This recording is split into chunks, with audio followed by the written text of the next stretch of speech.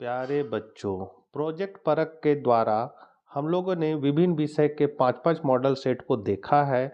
बहुत सारा विषय का मैंने बना दिया है और उसी तरह सेम दुमका जिला ने भी इकोनॉमिक्स का 5 मॉडल सेट निकाला है, जिसका हम लोगों ने 3 का प्रश्न उत्तर देख लिया है।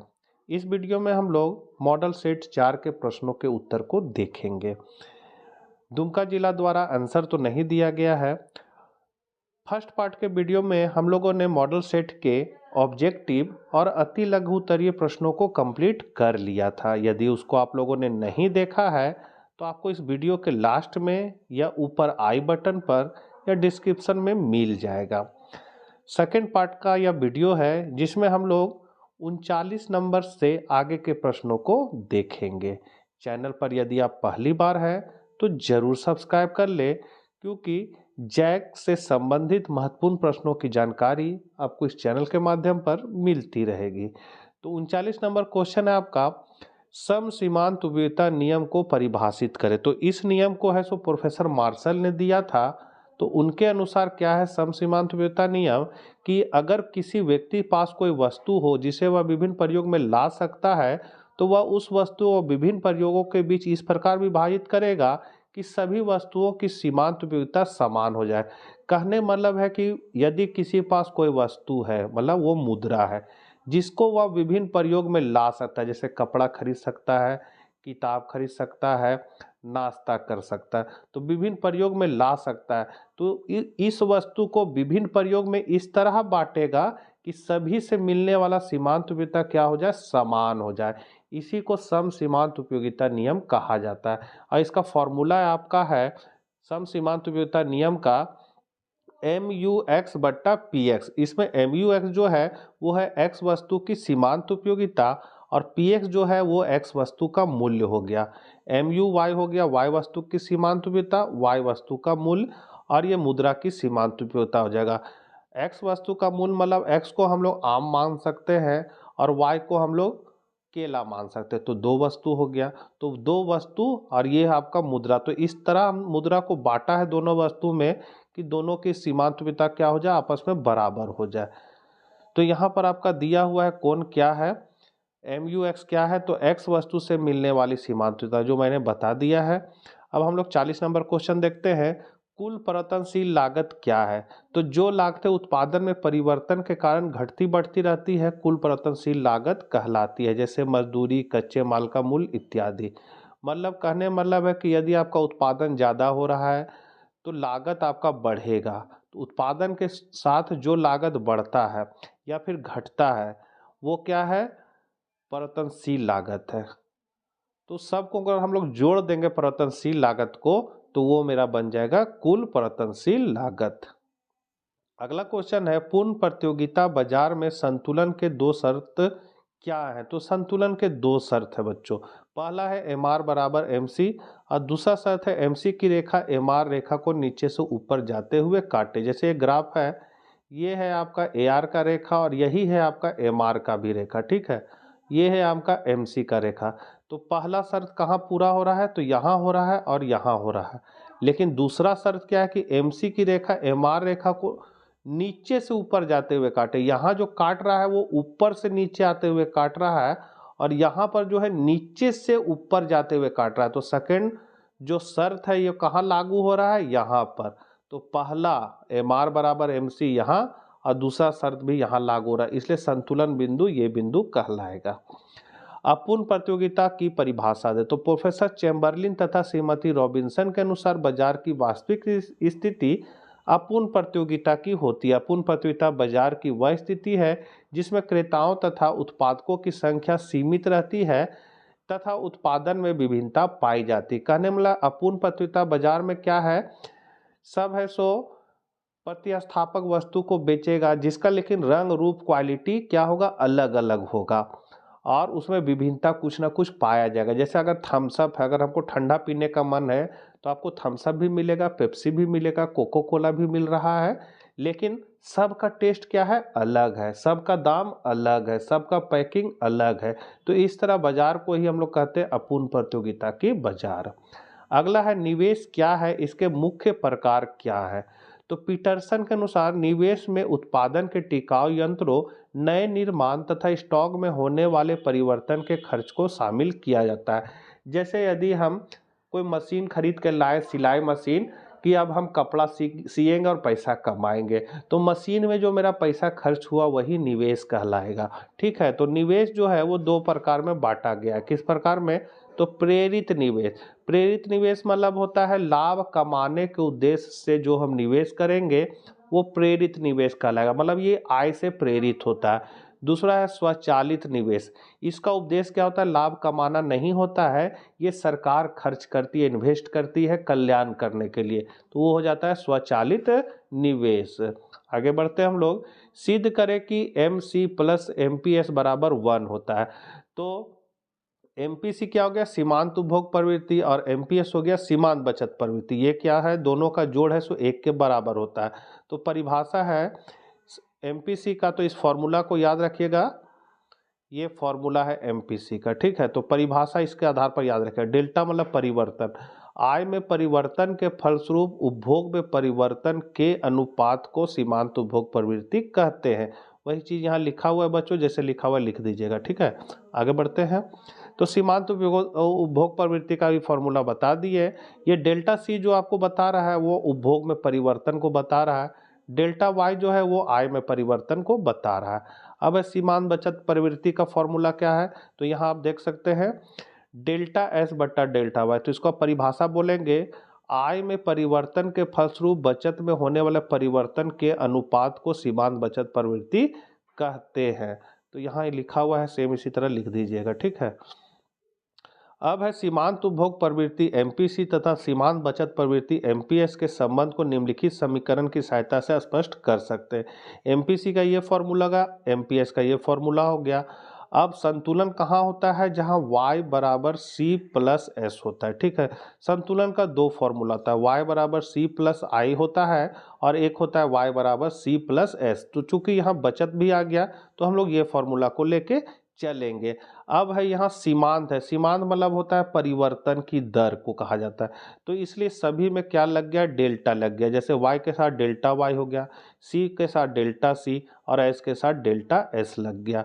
ठीक है, अब हम लोग क्या करेंगे? यहाँ मान बैठा देंगे। C M P C plus M P S बराबर कितना हो गया मेरा? 1 हो गया। कितना हो गया? 1। तो यहाँ मान बैठाएंगे, एम पी सी का मान कितना है? तो डेल्टा सी बट्टा डेल्टा वाई बैठा दिए, फिर यहाँ पर प्लस है तो प्लस लगा दिए। एम पी एस का मान है डेल्टा एस बट्टा डेल्टा वाई, तो बैठा दिए यहाँ पर। यहाँ पर अब दोनों का क्या करेंगे? एलसीएम लेंगे, तो डेल्टा वाई यहाँ हो गया और ऊपर हो जाएगा delta C plus delta S. ठीक है, अब delta C plus delta S बराबर यहाँ देखिए क्या है? तो डेल्टा वाई है, तो इसके जगह पर क्या बैठ जाएगा आपका? डेल्टा वाई बैठ जाएगा। मतलब कि इसके जगह पर आपका जो है वो डेल्टा वाई दिया हुआ है, तो इसके जगह पर डेल्टा वाई बैठ जाएगा, और नीचे भी आपका डेल्टा वाई है, तो डेल्टा वाई कट के हो गया 1। तो आपका यहाँ पर क्या है? बराबर के इधर M P C plus M P S, और इसको जब हम सॉल्व किए तो कितना आया? 1 आया, तो ये आपका 1 हो गया। अब अगर हमको एम पी सी का मान निकालना है तो एम पी सी बराबर, ये तो ऐसे सिद्ध हो गया कि M P C plus M P S बराबर 1 होता है। ठीक है, यदि हमको एम पी सी का मान निकालना है तो इसको उठा के इधर कर देंगे, तो प्लस है तो इधर आ जाएगा माइनस हो जाएगा, तो आपका ये फॉर्मूला बनेगा। एम पी एस का मान निकालना है तो एम पी सी को इधर भेज देंगे। तो ये समीकरण जो है वो स्पष्ट करता है कि सीमांत बचत प्रवृत्ति तथा सीमांत उपभोग प्रवृत्ति का योग जो होता है सदैव 1 के बराबर होता है। एमपीएस तथा एमपीसी के उपयुक्त संबंध से स्पष्ट है कि आय के दो मुख्य कार्य है, उपभोग तथा बचत। उपभोग और बचत मिलकर आय के बराबर होते हैं। किस तरह आय के बराबर होते हैं? तो ये फॉर्मूला है, ये उपभोग और ये बचत दोनों को मिला देंगे तो वो मेरा आय हो जाएगा, आय के बराबर हो जाएगा। आगे है 45 नंबर, अर्थव्यवस्था में अत्यधिक मांग के क्या कारण है? तो ज़्यादा मांग आदमी कब करता है? तो उसका कारण है, हम अपने भाषा में इसको समझा दे रहे हैं, आप लोग जैसे लिखा हुआ वैसे लिख लीजिएगा। ठीक है, तो अत्यधिक मांग कब करेगा आदमी? तो मुद्रा की पूर्ति विधि, यदि आदमी के पास मुद्रा ज़्यादा आ जाए, पैसा ज़्यादा आ जाएगा तो वो मांग को बढ़ा देगा।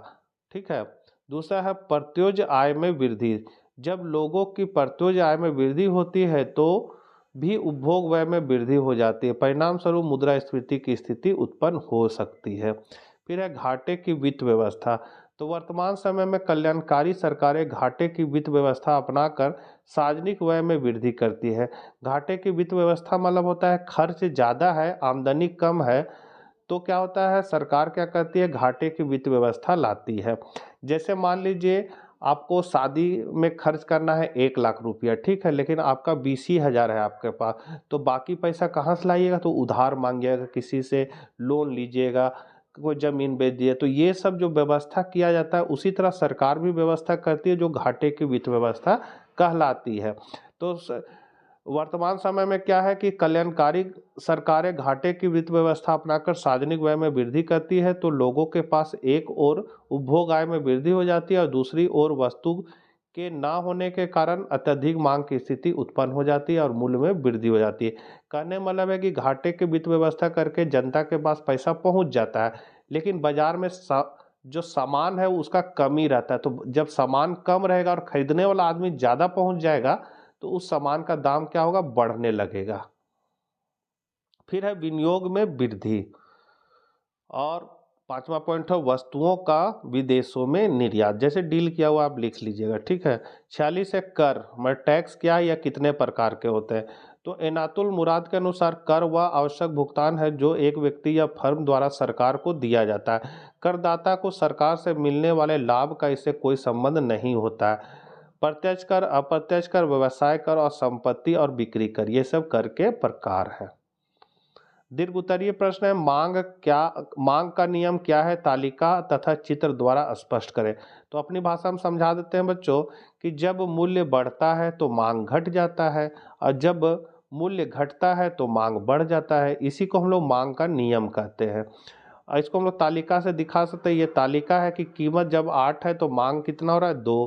कीमत घटकर 6 हो गया, मांग बढ़कर 3 हो गया। कीमत घटकर 4, मांग भी 4। फिर कीमत घट के 2 तो मांग बढ़ के 5 हो गया। अब चित्र के द्वारा, तो ये जो टेबल है इसी के आधार पर इस चित्र को बनाया गया। इधर ले लिए मात्रा मतलब इसको, और इधर ले लिए कीमत मतलब इसको। तो यहाँ पर है कि 8 पर कितना है तो 2, तो यहाँ से यहाँ 8 लगा दिए और इधर से इधर 2, मतलब इस रेखा मिल जाएगा। फिर 6 पर 3 मतलब 6 और इधर 3 इस बिंदु पर मिलेगा, फिर इस बिंदु पर मिलेगा, फिर सब बिंदु को मिलाएंगे तो हमको मांग वक्र प्राप्त हो जाएगा। आगे बढ़ते हैं।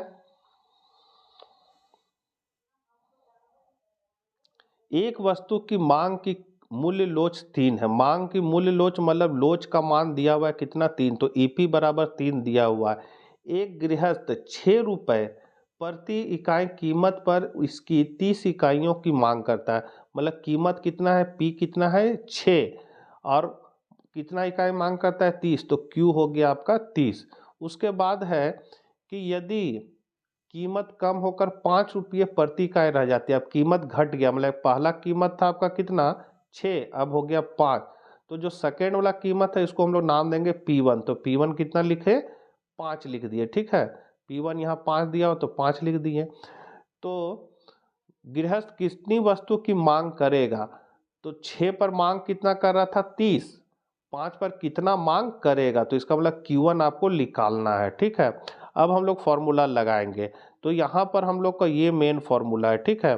तो ये मेन फॉर्मूला में ईपी हमको पता है 3, डेल्टा क्यू निकालेंगे। तो डेल्टा क्यू का फॉर्मूला क्या होता है, तो यहाँ लिखा हुआ है Q1 माइनस क्यू होता है, ठीक है। Q1 माइनस क्यू, तो Q1 तो हमको निकालना है तो 10 का 10 रहा, और Q मेरा 30 यहाँ दिया हुआ है तो 30 लिख दिए। उसी तरह अगर हम लोग डेल्टा पी निकालें तो इसका हो जाएगा P1 माइनस पी। तो P1 कितना दिया हुआ 5, तो 5 लिख लिए, माइनस पी कितना दिया हुआ 6, तो 5 माइनस 6 माइनस 1 आ गया। अब हम लोग इस फॉर्मूला में बैठा देंगे। तो यहाँ पर आपका साफ लिखा हुआ है ईपी का मान कितना है 3, बैठा दिया, माइनस का माइनस दे दिया। डेल्टा क्यू तो यहाँ है मान दिया हुआ Q1 माइनस 30, बैठा दिया इसके जगह पर। Q कितना है, तो Q मेरा यहाँ देखिए 30 दिया हुआ है, बैठा दिए।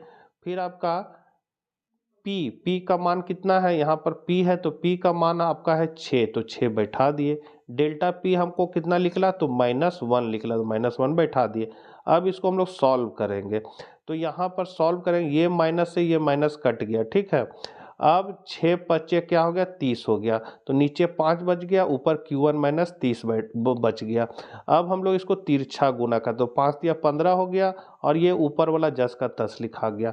अब Q1 को उठा के इधर पटक देंगे और 15 को उठा के इधर पटक देंगे, तो Q1 का मान कितना आ जाएगा, 45। तो ये मान आपका निकल गया कि जब 5 रुपया कीमत रहेगा तो कितना मांग करेगा, 45 मांग करेगा। यहाँ है ना कि 5 रुपया पर कितनी इकाई का मांग करेगा, तो कितना करेगा, 45। आगे है घटते बढ़ते अनुपात के नियमों की व्याख्या करिए। तो घटते बढ़ते मतलब होता है कि एक साधन परिवर्तनशील होता है और अन्य साधन स्थिर होता है। तो पहले क्या होता है, अन्य साधनों को स्थिर रखकर एक साधन में वृद्धि करने से पहले कुल उत्पादन तेजी से बढ़ता है, फिर घटती दर से बढ़ता है और फिर घटने लगता है। इसी को हम लोग परिवर्तनशील अनुपात का नियम कहते हैं। तो जब तेजी से बढ़ता है तो उसको हम लोग प्रथम अवस्था कहते हैं, जब घटती हुई दर से बढ़ता है तो उसको हम लोग दूसरी अवस्था कहते हैं, और जब घटने लगता है कुल उत्पादन तो उसको हम लोग तीसरा अवस्था कहते हैं। तो पहला अवस्था में क्या होता है, तो कुल उत्पादन बढ़ता है, कुल उत्पादन बढ़ता है, औसत उत्पादन बढ़ता है, सीमांत उत्पादन बढ़कर घटना शुरू कर देता है। फिर दूसरी अवस्था में क्या होता है, तो कुल उत्पादन घटते हुए दर से बढ़ता है, सीमांत उत्पादन तेजी से घटता है और शून्य हो जाता है। जहां पर सीमांत उत्पादन शून्य होगा वहां कुल उत्पादन अधिकतम होगा, और उसके बाद जब सीमांत उत्पादन ऋणात्मक हो जाएगा, इस अक्ष से नीचे आ जाएगा, तो कुल उत्पादन क्या होगा, घटने लगेगा। तो यही सब संबंध है जो यहाँ पर संबंध को बताया गया है, और ये क्वेश्चन मैंने बहुत बार बताया है, पहले के भी आप वीडियो प्लेलिस्ट में जाकर देख सकते हैं, इसको मैंने डिटेल से बता दिया है। वीडियो बहुत लंबा हो रहा है इसलिए थोड़ा सा शॉर्ट में जा रहा है, ठीक है। जैसे लिखा हुआ लिख लीजिएगा, कोई दिक्कत होगा तो फिर कमेंट कीजिएगा। फिर यहाँ अवस्था का जिक्र है, जो मैंने बताया वही चीज़ यहाँ लिखा हुआ है। 50 है, आय के चक्राकार प्रवाह क्या है, इसके चार्ट द्वारा व्याख्या कीजिए। तो ये जो आय का चक्राकार प्रवाह जो है वो 1758 में क्वीने ने दिया था, 19वीं शताब्दी के मध्य में। कार्ल मार्क्स ने आय और उत्पादन के चक्रीय प्रवाह की चर्चा की थी। कहने मतलब है कि जैसे आपके पास आय है, आय को आप लोग व्यय कर दिए, व्यय करने के बाद क्या होगा, किस पर व्यय किए, तो उत्पादन कार्य पर हम लोग व्यय कर दिए, जिससे उत्पादन होगा, उत्पादन करिएगा तो फिर उसको बेचिएगा तो फिर पैसा कमाइएगा, फिर आय हो जाएगा, फिर उसको आप लोग व्यय कीजिएगा, फिर उससे उत्पादन हो। तो एक तरह का एक चक्र चलते रहता है जिसको आय के चक्राकार प्रवाह कहते हैं। जो जो चीज़ बोले वहाँ लिखा हुआ बच्चों, इसको देख लीजिएगा, सेम इसी तरह लिख दीजिएगा। अब 51 है, अत्यधिक मांग तथा अभावी मांग ठीक करने के उपाय। मतलब ज़्यादा मांग जब होता है तो उसको हम लोग कैसे ठीक करेंगे, और कम मांग जब होता है तो उसको कैसे ठीक करेंगे।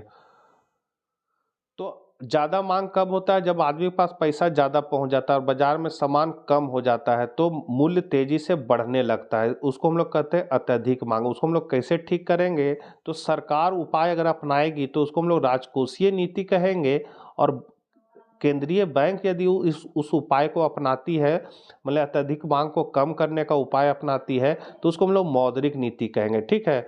तो इस पहला है राजकोषीय नीति में क्या है कि सरकार को अपना खर्च बढ़ाना चाहिए, ठीक है। ये कब होगा, ये अभावी मांग, जब मांग कम हो रहा है बाजार में, अभावी मांग मतलब मांग कम हो रहा है, तब ऐसी स्थिति में कम कब होगा मांग, जब आदमी के पास पैसा नहीं रहेगा तो वो मांग नहीं कर पाएगा। तो आदमी के पास पैसा कैसे हाथ में पहुंचेगा, तो सरकार को अपना खर्च बढ़ाना चाहिए। तो सरकार अगर रोड पे बनाने पे खर्च करे, बिल्डिंग बनाए, ये बनाए वो बनाए, तो जितना भी आदमी है जो उसके अंडर में काम करेगा उसके हाथ में पैसा पहुंचेगा। फिर दूसरा है करों की दर दर कम की जानी चाहिए, तो उससे भी पैसा बढ़ेगा। केंद्रीय बैंक को सस्ती मुद्रा नीति अपनानी चाहिए। फिर ब्याज की दर कम की जानी चाहिए, मुद्रा की पूर्ति तथा उपलब्धता को बढ़ाया। बच्चों जो लिखा हुआ है उसको लिख दीजिएगा, वीडियो बहुत लंबा हो जा रहा है, फिर आप लोग को नींद लगने लगेगा। अब है अत्यधिक मांग को, अब अत्यधिक मांग को ठीक करने का उपाय क्या है, तो जो यहाँ ऊपर लिखा हो जैसे इसका उल्टा अगर हम लोग कर देंगे तो ये हो जाएगा अत्यधिक मांग करने का उपाय। तो इसके लिए सार्वजनिक व्यय में कमी की जानी चाहिए, करों में वृद्धि की जानी, जैसे यहाँ दूसरा पॉइंट क्या था आपका कि करों की दर कम की जानी चाहिए, तो इसका उल्टा क्या हो जाएगा अत्यधिक मांग में करों में वृद्धि की जानी चाहिए। फिर केंद्रीय बैंक को महंगी मौद्रिक नीति अपनाई जानी चाहिए, ब्याज की दर बढ़ा देनी चाहिए। तो इस तरह हम लोग लिख सकते हैं। अगला है लास्ट क्वेश्चन, घाटे का बजट क्या है या कितने प्रकार के होते हैं। तो घाटे का जो बजट है वो होता है कि सरकार के अनुमानित आय उसके अनुमानित व्यय से कम होती है तो वो घाटे का बजट हो जाता है। मतलब सरकार का जो अनुमानित आय है, आने का जो स्रोत है वो कम है और अनुमानित व्यय मतलब खर्च ज़्यादा है, तो घाटे का बजट हो जाएगा। ये 3 प्रकार का होता है, राजकोषीय घाटा, राजस्व घाटा और प्राथमिक घाटा। तो इसका चालू घाटा भी है और व्यापार घाटा भी है, तो इसका आप डिटेल आप लिख लीजिएगा। सेम इसी तरह 20 मिनट का वीडियो हो गया बच्चों, तो ये समाप्त हो गया। ये बहुत दिन से ये वीडियो छूटा हुआ था, बहुत बार बच्चों लोग भी बोल रहे थे कि इसका सेकेंड पार्ट जल्दी से उपलब्ध करवाइए सर, तो मैंने कंप्लीट करा दिया है। किसी तरह की दिक्कत होगी तो आप टेलीग्राम चैनल पर या व्हाट्सएप चैनल पर आप कमेंट कर सकते हैं, क्वेश्चन पूछ सकते हैं, मैं उसका हल ज़रूर बताऊंगा। तो मिलते हैं नेक्स्ट वीडियो के साथ, तब तक आज्ञा दीजिए। जय हिंद, जय भारत।